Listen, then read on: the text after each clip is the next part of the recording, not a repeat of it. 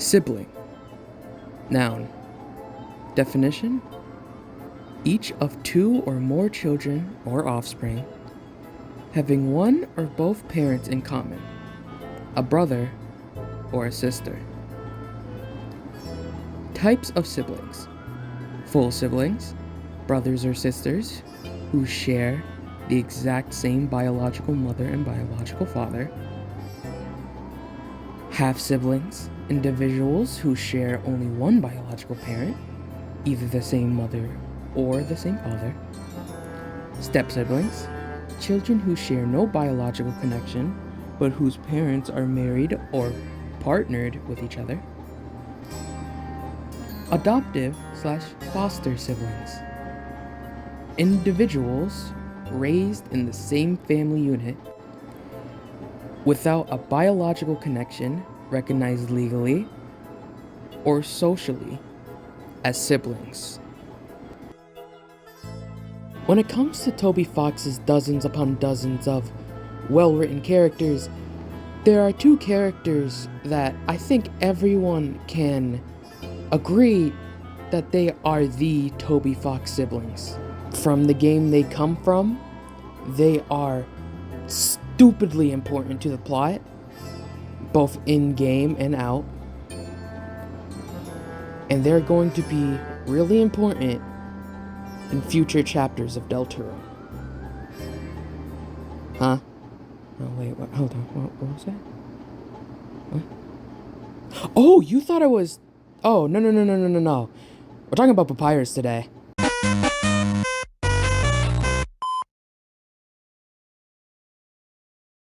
Let me in, man. Papyrus. Let me in. Let me in. Sans, they're not leaving this time. Stay put, dude. I'm coming. So, Papyrus. Am I right? I think when it comes to Undertale's cast of characters, I think you'd be hard-pressed to find somebody who genuinely hates the Skeleton Bros, let alone finding somebody to hate this manifestation of pure joy and whimsy entirely in the form of a skeleton. Papyrus is one of the most beloved characters in Deltarune, only second to Sans, and why wouldn't he be, right? He's lovingly prideful, stupidly funny, and he's also the knight of cooking. So please believe me when I say that when Papyrus wasn't in Deltarune Chapter 1, people were furious. Or, if nothing else, they were definitely saddened. And when asked about where Papyrus is, Toby only gave the answer, he's busy. Okay, busy doing what? Bro, where is he? People are frothing at the mouth of just the idea of Papyrus being in Deltarune. And I can't exactly say I blame them, especially considering every other Undertale character is basically represented in this game in one way or another. But we're about to be 5 chapters in, and we haven't seen a glimpse of Papyrus. Not even by name. We know Sans has a brother, so it's not exactly out of the question that it is Papyrus. But he's never really been actively said in this game, besides in the intro Gaster Goner Maker sequence or whatever. So, a lot of people just started to doubt that he'll even appear in this game. And is that really such a bad thing? I mean, I'm obviously sad that he won't appear in this game, if that idea is our reality, but Deltarune has done a lot to differentiate itself from Undertale, and I think that's great. I don't think it needs to be Undertale 2 or Undertale the prequel, or however the hell Toby is planning to connect this game to Deltarune. So, if Papyrus isn't in this game, then I think I'll be happy with that. But that's what they want you to think.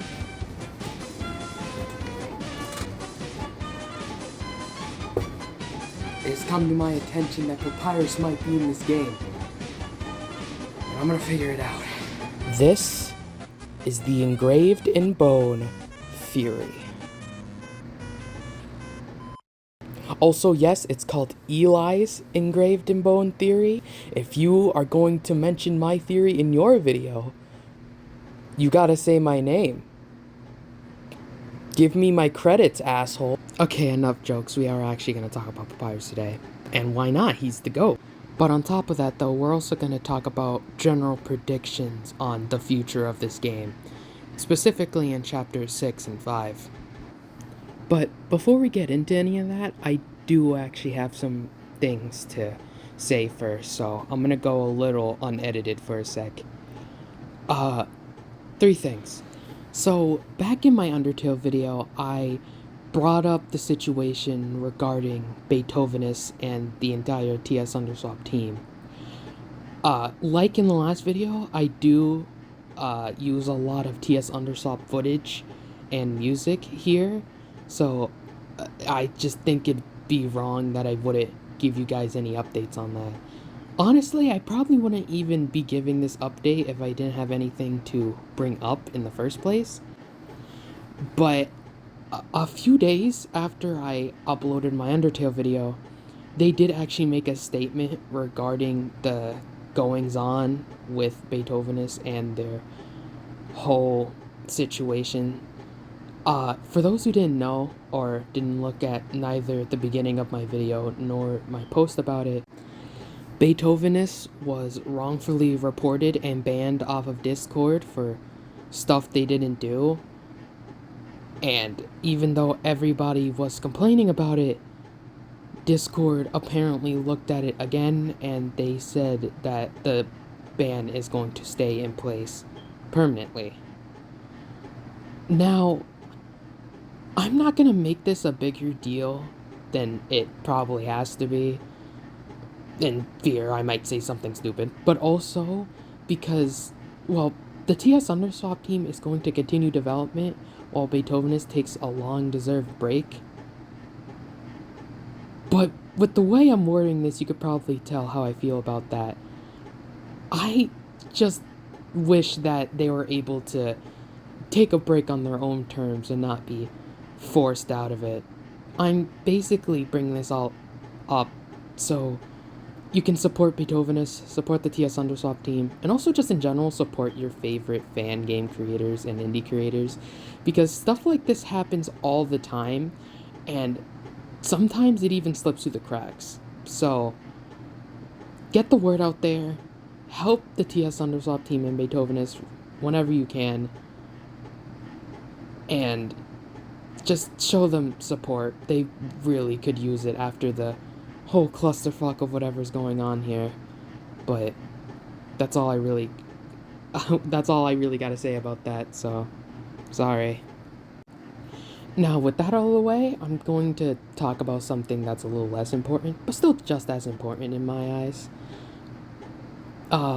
With chapter 5 coming out, a whole bunch more theories are going to be disproven wrong, and simply put, people really like to go to the theories they thought were going to be 100% accurate, even though they're just theories, and leave hate, just very negative vibes all around for honestly no reason. I guarantee that a lot of you were looking at Oberon's Smog and Azrael's Dust as those crazy theories, and guess what? They were the only ones to even be close to right. My thing about it is just don't be a dick to me or anyone making theory content. They're making it for fun, dude. Don't just go into comic sections and try and tell them to krill themselves because their prediction on a game that's nigh unpredictable got it wrong. Just be nice to people, man. That's all I've really got to say about that. Last thing before we get into this video, and I left it for last because it's the least important, but it does actually pertain to the video itself. The more I look at it, the more it's more speculative than actually theoretic? Whatever the word is. The point is, it's going to be a little more fanficky than actual theory, because I'm not really the guy to make those kinds of videos, right? I'm the gameplay guy. I like to play games and I like to make headcanons about characters and put them in silly situations in my head. But I felt like this one, even if it is a little more, I don't want to say out there, more silly, I guess, compared to others' videos on Deltarune-like topics and in the theory space, I still think I want to bring it up just for fun, and also in case any other theories come up after this to improve upon it, deconstruct it, etc. I just think it's important to bring up and also just to have fun with it, I guess. I don't know. That's all I really gotta say about that. On to the theory itself.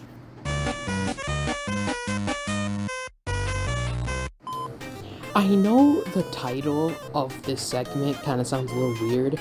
I mean, if you're looking at a Papyrus video, right, you probably know who Papyrus is. But with Chapter 5 coming out, a lot more people are going to be entering the Deltarune space again. And you know, despite it basically kinda, sorta, not really being a kind of predecessor to Undertale, especially considering that you have to play it before you play Deltarune, or at least that's the suggested way of doing it. It kind of feels like that gets lost in translation sometimes. A lot more people probably know who Papyrus is, but not exactly why he's important. So, excuse me if I can talk about Papyrus and Undertale for a little bit, alright? When it comes to indie gaming, Undertale is always brought up in the conversation, eventually, you know? It's one of the most revolutionary games of its time. Just the idea of having your choices matter, a game remembering your resets and everything in between, even to the minuscule details, and just the idea of being able to fight or spare your opponents. It's almost never been done before, and it was one of the most revolutionary games, period, not even just indie. But the main mechanic wouldn't work as well if it wasn't for its characters. Undertale's characters are obviously the most memorable part of the game. This wouldn't work if the characters weren't good and well written. Luckily for us, Toby Fox is the best writer of the 2010s. And when it comes to fan favorite characters, and probably the one that's most well written, it's Sans. But Papyrus is, if not tied with Sans, definitely up there with Sans. Papyrus is just a lovable goofball workaholic who's trying to capture a human. He's literally one of my favorite tropes in anything ever. But the reason I say he might be just as popular, I think has at least partially something to do with how important he is to the plot. Like, yeah, all the characters are important in some sort of way, even the regular monsters you fight along your journey, but Papyrus is one of the only characters, obviously next to Sans, that reappears in multiple times in the story. The only time he doesn't appear is in the core.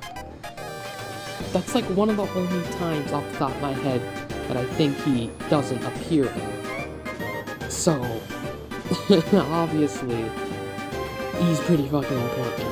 If you even want to be technical about it, he technically causes the entirety of the pacifist ending to happen, considering he gets tricked by Flowey and everyone gets grouped together so Flowey can take everyone's souls and, you know, become Asriel and then cry a lot, and I'm not crying, you're crying, shut up, I'm not crying.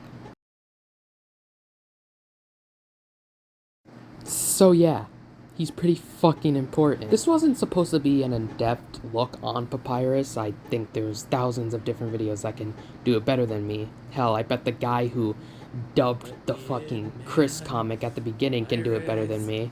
But to be fair, I think he can do it better than a lot of people on this platform. So that's not exactly saying much, but like, you know what I mean by that. I just want to bring up the fact that Undertale's important, Papyrus is important, and why he is perceived as so important. I mean, if we want to be technical here, if you want to look at it really deeply, you can perceive him as all the themes of Undertale rolled into one character, but I'm not gonna get into that metaphorical shit right now. Point is, Papyrus is pretty fucking important to the story of Undertale. In Deltarune, it's a different story, considering, again, he's not even freaking mentioned yet. But let's take one step at a time here. We'll get to Papyrus and where I think he'll appear in Deltarune later. First, let's actually talk about the theory and what it's about. Okay, I think I wasted a good 16 minutes of your time. I think I'll just cut to the chase here. I think the intro maker sequence, where you make your vessel and all that, holds the secret to who will appear in different parts of this game. Not who exactly is important, but more so who will appear in Dark Worlds.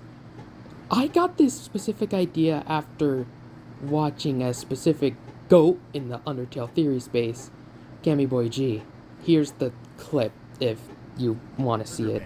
But that's not all. Have you ever thought about how we don't even know his real name? If you've forgotten, Burgerpants is a nickname Caddy and Bratty gave him in Undertale, after an unfortunate incident involving burgers and pants. His nickname is actually Pizza Pants in Deltarune, implying a similar but more pizza-adjacent incident has occurred. But the fact that we don't actually know his name is weird, right? And it becomes even weirder when you look at the list of names that the intro sequence will react to. Enter any names from this list when you're naming your vessel, and Gaster will come back at you with an interesting coincidence.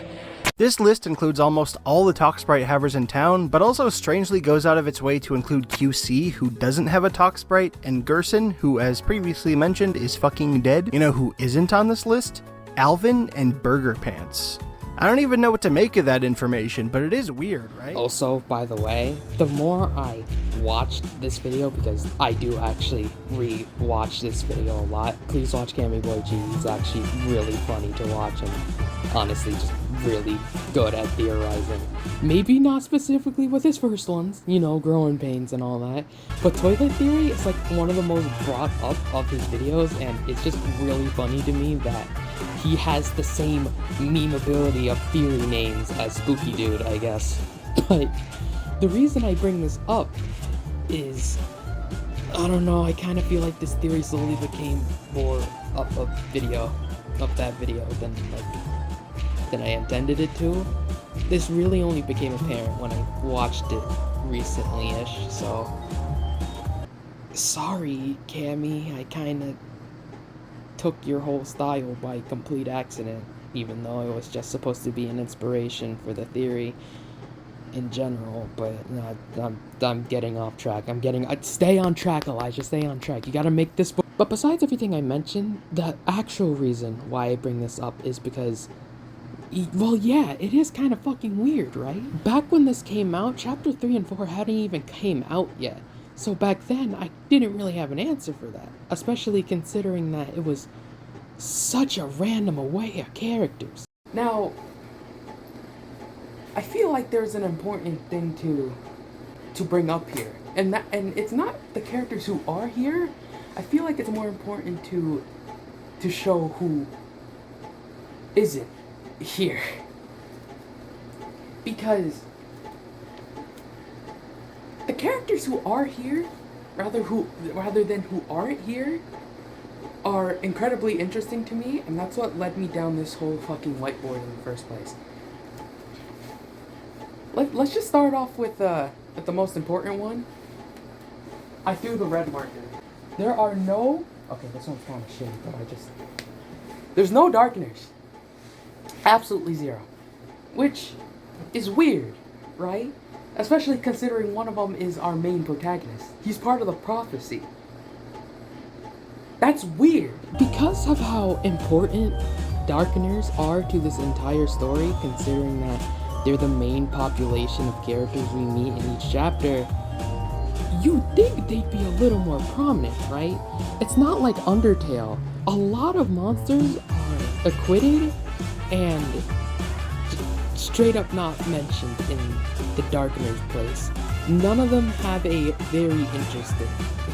In Undertale, the Easter eggs related to the game itself. Oh my god. It related to the game itself, okay? And almost every character was there. Muffet was there. Obviously, Metaton. Mettaton was there. We'll get to him in a second. I'm already hot.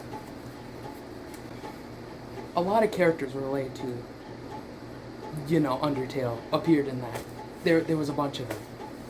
My issue with the Deltarune one is a lot of the characters here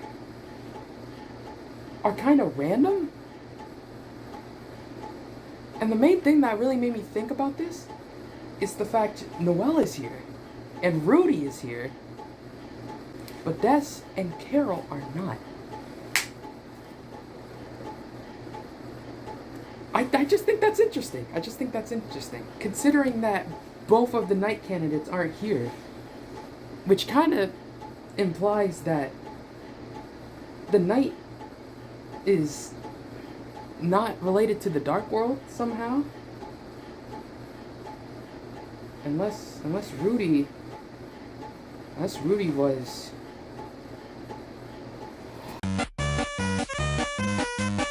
Okay, stop. We are not gonna talk about Rudy Knight. This is a bit. Although it wasn't original. Look, man, this is what happens when you talk about Papyrus and get into Deltarune theorizing. You start going to some crazy fucking places, bro. You gotta understand, bro. When making this video, this originally was longer, and I was gonna get into it a little bit, but considering that this has nothing to do with the video itself, I kinda felt like I didn't need to include it that much. But I bring it up here because, I think it's important to have multiple candidates for even a stupid answer, I guess. So, all I'm saying is, look into Rudy Knight. Rudy Knight has some weird stretching you have to do, low-key. But it's good to keep your options open. And I have seen good Rudy Knight theories, even if I think that they're inevitably going to be proven wrong. And if they get proven right, then I'm just going to say that this part was entirely a bit, and I knew this all along, but, I'm not going to be holding my breath, okay? That's all I'm going to say about that. I always bet on Rudy Knight. I have my bets over here. I need my paper. I'm betting on Rudy Knight right now. So, I got a 9. Don't bet on Rudy Knight. You're gonna lose all your money. You see, that's why, that's the difference between me and actual theorizers. Because I bet it on Rudy Knight. I didn't bet on Papyrus Knight. This video is about Papyrus. I should have bet on Papyrus Knight, but whatever. This video sucks anyway. I forgot to do this part after the Rudy bit. So this is a little bit in the future. But another thing that's important to mention is that a few of the Undertale characters aren't here. Like Mad Dummy and Temmie, who's also in this game. But I wouldn't bring that up if I didn't think if it was important, and I do. Because one character that's super important to Undertale that technically isn't in this part of the game, at least in the naming section,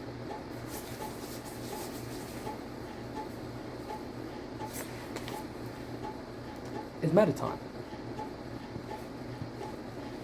Mettaton is not in the naming screen. Which is, these two specific outs and Gerson being here in specific, I think is important to mention. I just think it's important. Especially considering the fucking rabbit is here. And Gerson's here, but Mettaton's not. Like one of the main antagonists from Undertale, yeah, they're just not here.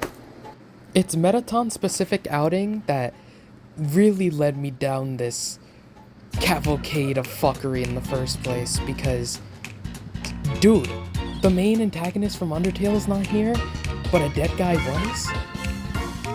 That's what made me really start theorizing after 3 and 4 released, because now we know why Gerson was up there. Because apparently Oberon Smog exists. So I really started to wonder, what could the connection be here? So hear me out, right? What if the connection here is that these are all characters that are going to appear in a dark world later? Now when I say appear in a dark world, I don't want you guys to get your hopes up. I firmly believe that most of these characters are going to play, if nothing else, side roles in their chapters. But the reason I came up with this idea is because it just gives us an answer for everything. Why is Gerson there? He appears in a dark world as a Duskner, or whatever the hell we're calling it. Why are the Lighteners not involved? Well, they're permanently fixated to the dark world. They're not Lighteners, so obviously Gaster won't recognize them as being in his world. You know, if they were born in it. I don't know if that's exactly a good explanation for that. The point is they're Darkeners. They don't count for the Lightener spectrum. Why is Metaton not here? Well, Metaton is not going to be at the festival. He's too busy trapped in the house. Even though I'm sure a lot of people would want him to be there. That's the only answer I can really think of where all those pieces of the puzzle fit. You know? It really gives us an answer for all the questions given up by this stupid name sequence. I feel like another thing that helps me is the fact that most of the characters here have a talking portrait. Meanwhile, a lot of the other townsfolk don't have talking portraits. I just think it brings more attention to them than it probably would otherwise. And for the characters that don't have a talk portrait, Gerson was shown to just be old man throughout the entire chapter. And he was meant to be more of a reveal, I guess, kinda. We know he's Gerson, but he's not actually revealed to be Gerson until the end. I think that's why Gerson is here, but he's not named Gerson. They wanted to keep the reveal, but also imply that he's still going to be important in some way. That's why Elven Knight was so fucking prevalent, because Gerson's dead. So the only person that could really come back was like his son, right? I can't be the only one who thinks it's super odd that Gerson was revealed to be important before we even started the goddamn game. So that's why I think, if nothing else, they're at least gonna show up in a dark world in some way, shape, or form. If nothing else, then just as a shopkeeper or something. Because that's the only way I can see them being connected. So, with Metaton and other Undertale characters not being here, the fact Gerson is here basically being spoiled from the start, the fact that multiple characters in this screen, including one of the ones that are going to appear in Chapter 5, has talk sprites. The only way that all of these can be connected to each other, if this is a theme with this Easter egg, like we all probably expect it to be, then I feel like the only option can be they have to appear in a dark world in some way. Unless there's just some super obscure shit that I'm missing, which I don't think I am. So if my idea was right, and that the characters in this beginning name maker goner sequences, you know, the characters that are gonna be in Dark Worlds in future chapters, I think that gives us a good outline on what could happen in the future, and where the story might go afterwards. I can actually get to like the theorizing part of this video with the live action sections. As you can see here, Asgore is green because the black part of this marker doesn't work. So we're using the blue part of this marker. As you see, I have split them off into their own separate section. Chris, Susie, and Noelle are obviously their own section for obvious reasons. I'm like off camera. I should probably get into camera. Berdly is in Chapter 2. He was the only guy in Chapter 2 from the Light World to show up there. We have Toriel and Undyne, who appeared at the end. We have Gerson, the goat. I erased a little bit of his face here. And then Gaster is their own category here. Artist rendition, of course. That leaves us with Asgore, who we know is going to be in Chapter 5.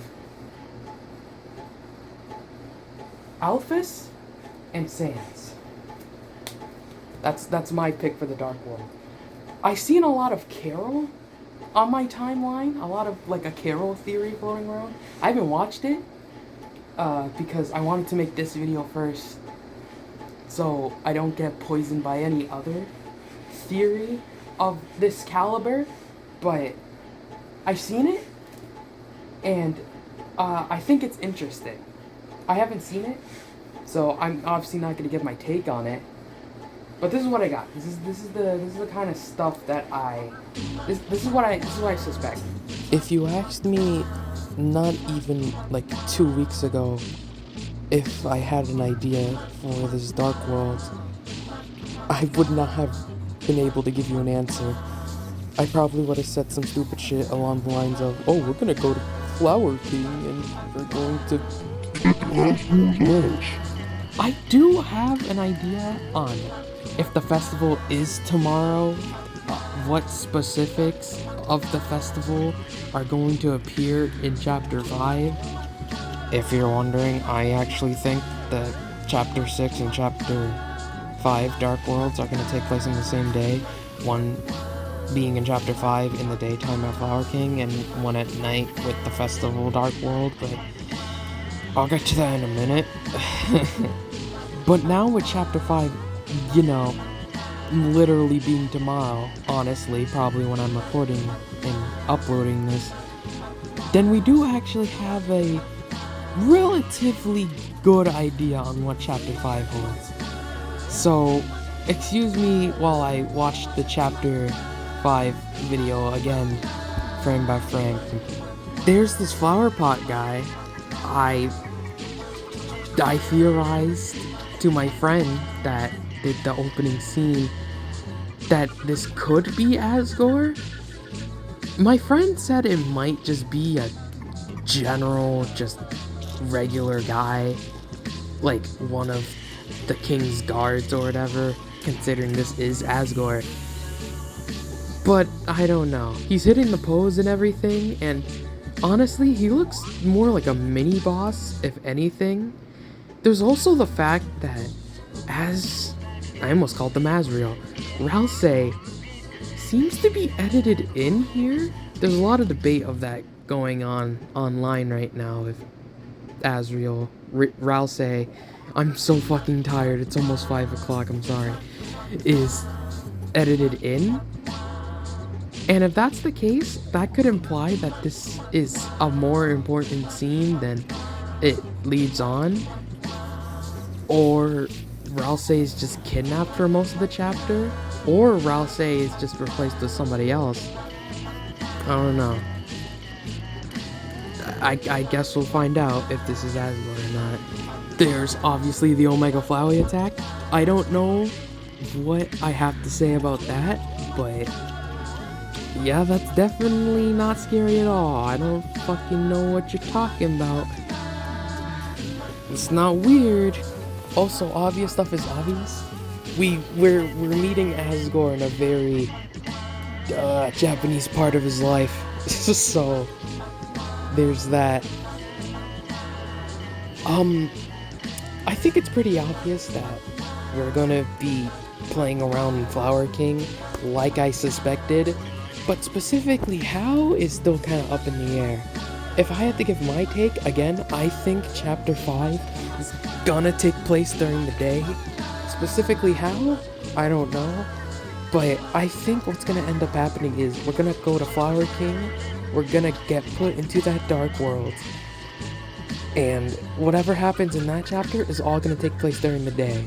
It's going to switch to night, and Chapter 6 is going to happen there, where the festival properly begins, or probably more accurately now, as we'll get into later, it might have already started by the beginning of the chapter, but it will properly start when the Dark World opens near the end of the day. Like, I'd say like late afternoonish. Kind of like how in Chapter 3 and 2, they take place basically during the day and during the night. I don't think it's that far-fetched to believe. There's also the tweet of random kind of dialogue quips. all I really gotta say about that is Jockington grows his beard, and he says this event, which kind of dulls my theory on it just being during the festival in chapter 6 rather than, you know, the beginning of the chapter just being the festival. But considering that it takes up the entire town, it could be possible that 1, they could be setting up, or 2, it just happens during the whole day. It's not exactly out of the ordinary to think that an entire festival, probably celebrating a very important time in their life, that it will take place during the day and night and just the whole day. I'm really tired. The point is, I think it's going to take place across the whole day if it's not just at night. So, yeah, that's what I gotta say about that. More about Jockington and whatever later. Okay, we've talked enough about not important shit. Let's talk about Sans and Alphys. I feel like they're going to kind of play into Asgore's main theme for this chapter, and this is gonna sound really basic because I bet a lot of people said it before. I think his main theme of his Dark World is going to be mostly escapism. Sans kind of being the antithesis of that escapism and representing the present, and Alphys kind of playing into that escapism fantasy, this kind of more representing the past and just the theme of escapism in general. They're not going to be at each other's throats, but I do think they're going to have a little bit of conflict of leaving the Dark World, because in this world, he's finally happy. He's treated like a king. So, obviously, he's not gonna want to leave.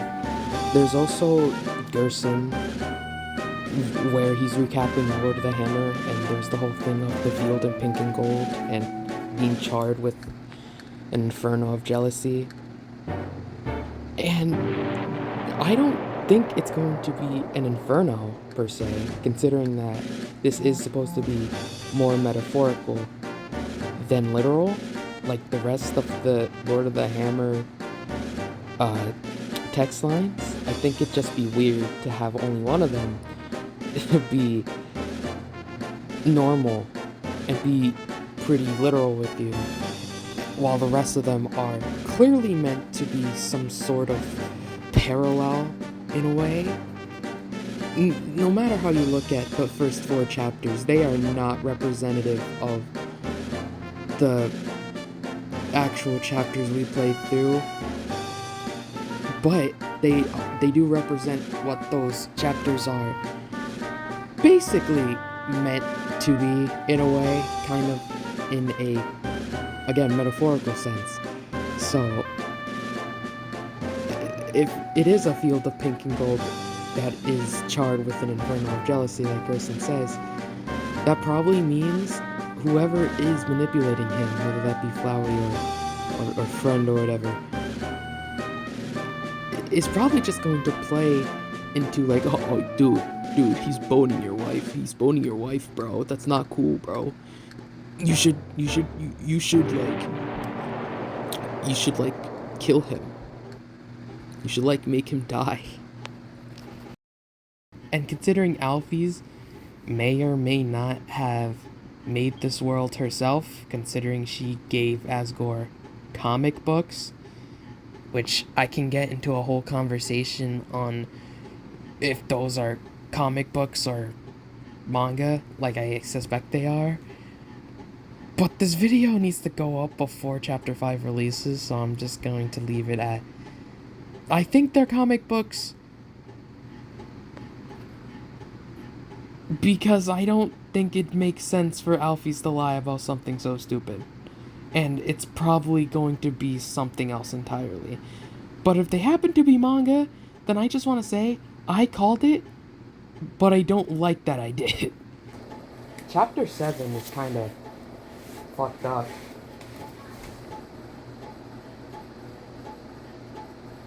You see, this is what happens when you wait on a video for too long. Shit starts to like deteriorate.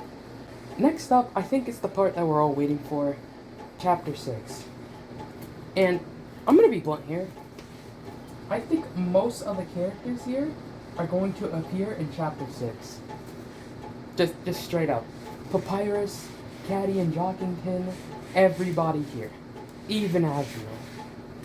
Now, to be completely fair, pulling out the red marker again. Sorry, Ross. I'm gonna have to erase a little bit of your. I'm gonna have to erase your horns here. I think both. Actually, I'm gonna put it like right here. I have a feeling that Rudy and Azrael, with how important they seem to be, considering that if he's not the knight, if Rudy is I feel like they're both going to be in chapter 7. 7? 6, 7.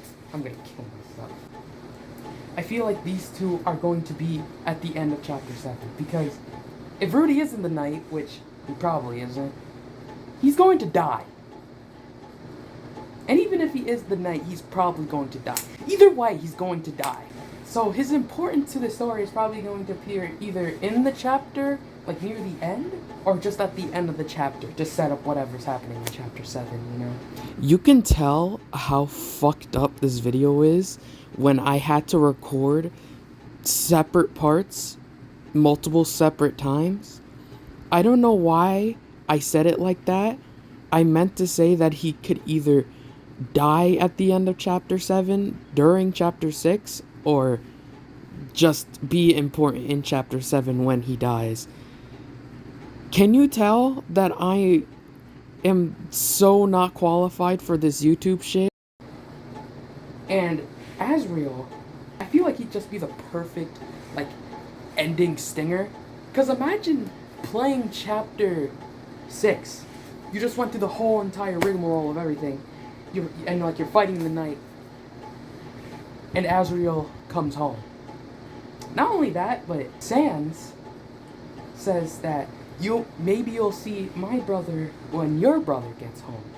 So it makes sense if Papyrus is appearing if Papyrus is appearing in chapter 6, it will make sense for Azrael to also appear in chapter 6.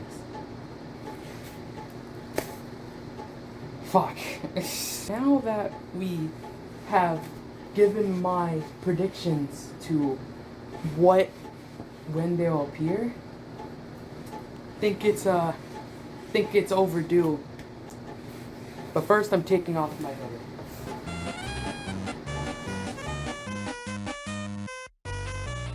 I switched out of my hoodie for this because I'm starting to get hot. What I think is gonna happen in chapter 6. Oh wait, oh shit, I like sliced QC's eye in half. You see that shit? My fault, gang. I didn't mean to do you like that. Yeah, I got you, gang. I accidentally gave her like super sexual fuck me eyes. But I'm gonna roll with it. I'm gonna start off with the easy ones first. Caddy with a Y, Bratty, and QC. I'm gonna get through these pretty quickly. I think Caddy, Bratty, and QC are just gonna be shopkeepers in the same vein as they were in Undertale and other shopkeepers in Deltarune. Whether Caddy and Bratty are together in one place or they're two separate shopkeepers that sell the same thing. Maybe it's even a gerson situation where both of them have separate shops during the festival and you come by either of them to get specific wares. However it works, I think Caddy and Bratty are going to work something like that. For QC, I think she will be more like a general health shop to get your foods and stuff. Like, while Caddy and Bratty are probably giving you armor and sword and stuff, QC is probably elsewhere in the chapter, if not in the same place, then in multiple different places in the chapter to give you really high health foods. Because, you know, diner. And unlike Gerson, I think they are going to have shop portraits like they did in Undertale. Maybe redone, maybe not. We know how we've seen Toby reuse sprites before, so it wouldn't be completely out of the question that the talk sprites that these two have and the only sprite that she has basically would be used in that in that way. I guess. Last up, Caddy and Jockington. Before they go, I think there's a pretty simple reason for why these guys need to be here. First things first, they're forced into the festival.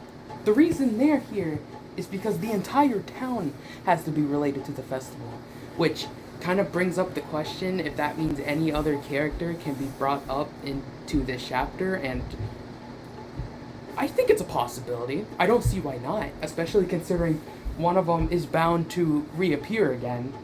These two are going to be forced into the festival. And, you know, we can think about, like, what their Dark World versions would be and everything. Me personally, I think she's just going to be represented as either a demon or a mage of some kind. Jockington, I have no fucking idea. A lot of people seem to portray Jockington as the staff for a mage form, which I can definitely see. I think it'd be really funny if he had like a basketball in his mouth since he loves the ball, but I don't really got anything for Jockington specifically.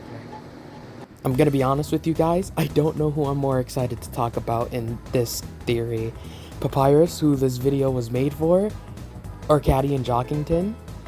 And I think the main reason I'm so excited to talk about Caddy and Jockington, in this part of the video at least, is for what narrative reasons could they be here? I already told you why, in the sense of why is she in a dark world in the first place? Considering the whole town is apparently getting festivalized, for lack of a better word, I feel like it's pretty reasonable to assume that most of the townsfolk is probably going to appear, even characters we might have seen before. But I think the narrative reason on why they're here in a kind of story progression sense is one reason, and one reason in particular: to finish Susie's arc. Characters reappearing in this chapter aside, even though I would think it'd be super cool to have some kind of Birdly rematch with Caddy and Jockington, I think that would have so much aura, especially if Noelle is on your team instead of Rousey, but I'm kind of just giving ideas for a fan-made chapter 6, and I've already dipped my toes too far into fanfiction for today, so I'm just gonna keep on going. No matter what, I think it'll be important to have Caddy kind of finish her arc with Susie and to kind of cap off Susie's arc. Susie is the bully character. She was the bully character anyway, and she has grown and evolved from that stereotypical mean bully that eats chalk at the beginning of chapter 1. And I think the best way to conclude that arc is to have one of her biggest ops see Susie and Noelle at the festival and lose her shit. I think it makes sense, especially considering she's probably going to appear in a dark world anyway. This has been theorized for ages, and I don't know, I see this as the best way to not only get them in a dark world, but to prepare us for chapter 7 and cap off arguably the main character's plot arc, to contain their arc. So yeah, that's what I think is going to happen in future chapters.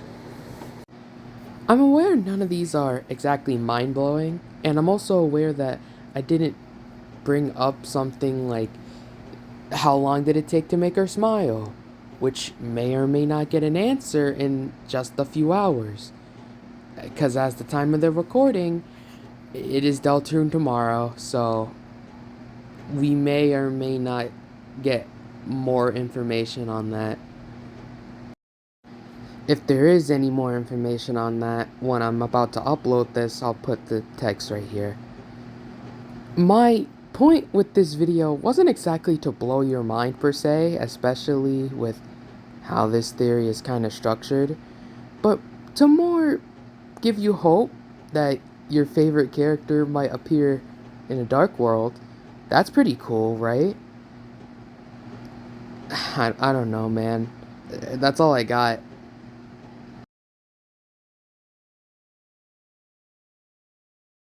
Oh, you thought I forgot about the main part of this theory, didn't you? Oh, how naive you are. There we go. No, I didn't. Remember on the Deltarune website, remember how it said he was busy? What is he busy with? I mentioned this at the beginning of the video, but it's a genuine question. What is Papyrus busy with? And who even is Papyrus in Deltarune? He's probably not going to be the same guy as in Undertale, considering that the Royal Guard doesn't exist, and that was kind of one of his major facets of his character. So what the hell is he going to be in Deltarune? A cop? I don't think I could see Papyrus arresting Asgore for running over desks, alright? We are not... I don't think we're going to be doing that. But let's think about Papyrus. Let's think about him as a character. Minus everything relating to Undertale. Trying to keep him kind of self-contained. He's a workaholic. He's a lovable goofball. He wants to get popular. If we take out the king aspect, he really just wants to prove himself to his superiors. And most of all, he's creative. He makes puzzles. So I think I have an occupation that fits him really nice. So here it comes. My answer for Papyrus and why he's in Chapter 6. What he's doing in Chapter 6. And where he's been this whole time.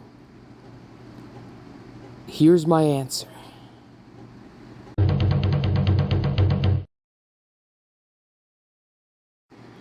What if the reason that Papyrus isn't coming out of his house, or possibly not even in his house to begin with, is because he's working on the festival?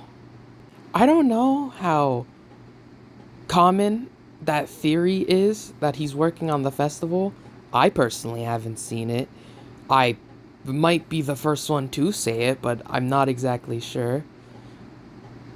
But I feel like this would be a good way to kind of get him in a similar position as in Undertale. He's working on the festival. He's trying to get people to like him, considering that if he doesn't leave the house, he probably doesn't have that many friends. He's trying to prove himself to the higher-ups, except instead of a big, lovable goofball, it's the most intimidating, cold woman quite literally ever met. So, you know, that's kind of scary. Also, while it's not making puzzles, he'll be able to make games, brain teasers, fucking, I don't know, the Ferris wheels and shit. And if he is making the festival in Chapter 6, and he's going to be in the Dark World of Chapter 6, that means Papyrus is our main antagonist for that chapter. I don't think he's going to be evil, obviously, or anything along those lines, but I feel like he's going to play a similar role to someone like Tenna, where he's kind of just caught in a really shitty situation that's going to force his hand a little bit.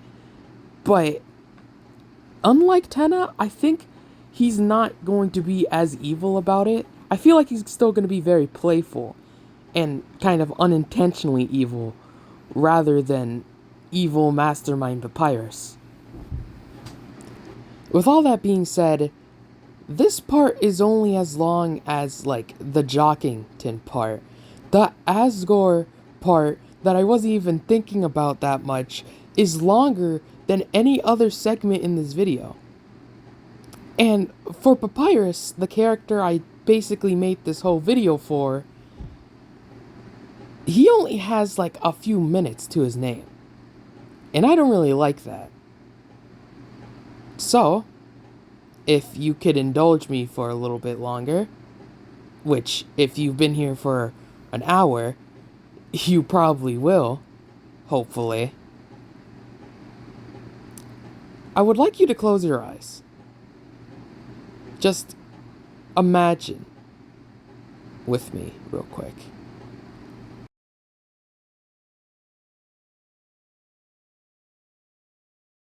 Are they closed? Okay. Imagine the festival.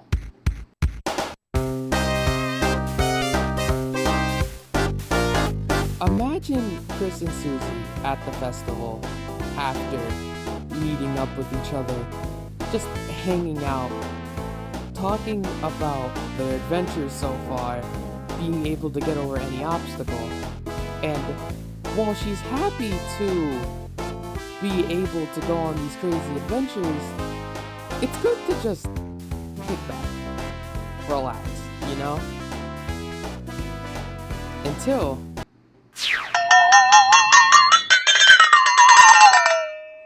it goes dark. We cut back into Susie and Chris in their Dark World attire. And only a few moments later, Ravsay appears, saying how a Dark World was made in the middle of the festival. Pretty scary stuff, considering that all the townsfolk are basically in the middle of this massive Dark World. The biggest one Ravsay's ever seen. Holy shit, guys, was that the knight? They give chase to this person that is almost identical to the knight. Big shoulders, lanky physique. They catch up to this shadowy figure, and Susie is about to lose her shit. Okay, nerd. If you don't fancy losing your head today,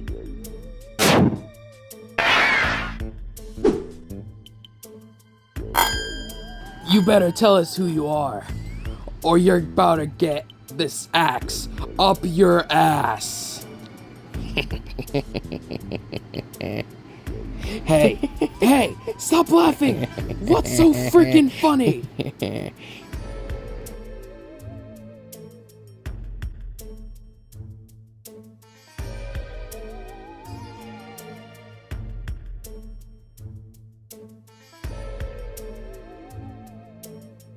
Excuse my laughing. I just didn't expect an audience before the show. Ladies and gentlemen, are you prepared for the most jaw-dropping, heart-stopping, mind-bendingly amazing festival you have ever known?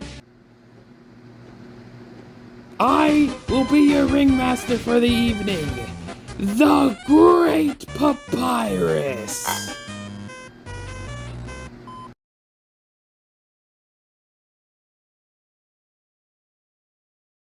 Okay, not gonna lie, dude. I only have like an hour and a half if I wanna get this out before Deltarune tomorrow. So I'm not even gonna try to make this even remotely cohesive. I'm just gonna go with the flow. Thank you for watching this video. It was fun to create until like the last hour, where not only did everything of today just start to crumble in on me at once, but also the entire freaking like video started to lag. I genuinely think there was too much video for my editing software to take, and I've edited like 2-hour videos before, I swear to God. So this can only assume that all the little text bubbles and what have you just started to die. just started to make my editing software die. And so I'm literally having to make a separate thing, like a separate video, then connect it to the whole video file just so I can talk and not crash my phone.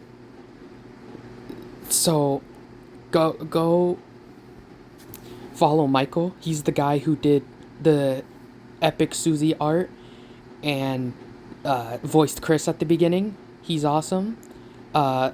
Everyone I mentioned in this video, go check them out.